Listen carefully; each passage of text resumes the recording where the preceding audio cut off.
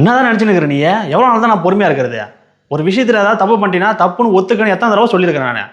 அந்த தப்பை நியாயப்படுத்துற மாதிரி சமாதானப்படுத்தினே போற நீ மாட்டேன். எப்போதான் நீ தப்பு செஞ்சாலும் அதை ஒத்துக்கவே மாட்டியா? உன்னை என்ன சொன்னா நீ என்ன பண்ணி வச்சிருக்க நீ?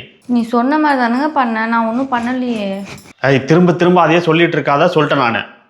தப்பு செஞ்சேன்னா சரி தெரியாமல் பண்ணிட்டேன்னு சொன்னீங்கன்னா கூட எந்த பிரச்சனையும் இல்லை, நான் ஒன்றும் பண்ண மாட்டேன், அப்படியே விட்டுடலாம். திரும்ப திரும்ப நீ என்னை கோவப்படுத்தினே இருக்கிற நீ. சரி நான் என்ன பண்ணேன் சொல்லு. வேறு கடைசியாக கேட்குறேன், இப்போ ஒழுங்காக பதிலை சொல்லிடுறேன். நான் என்ன சொன்னேன் உன்ட்ட?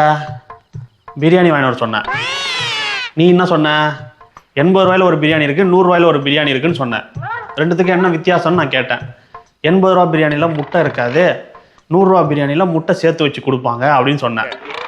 சரி 100 ரூபா பிரியாணி வாங்கிடுவான்னு உன்ட்ட 100 ரூபா கொடுத்தனா, நீ என்ன வாங்கிட்டு வந்துக்கிற? 100 ரூபாய் பிரியாணி. அப்போ எங்கே அந்த முட்டையை காணோம்? ஏங்க அதுக்கு நான் என்னங்க பண்ண முடியும்? அது சேவை கோழி பிரியாணி, அதான் அதில் முட்டை இல்லை. எவ்வளோ தெரியுதா திரும்ப அதே சொல்லுவோம்.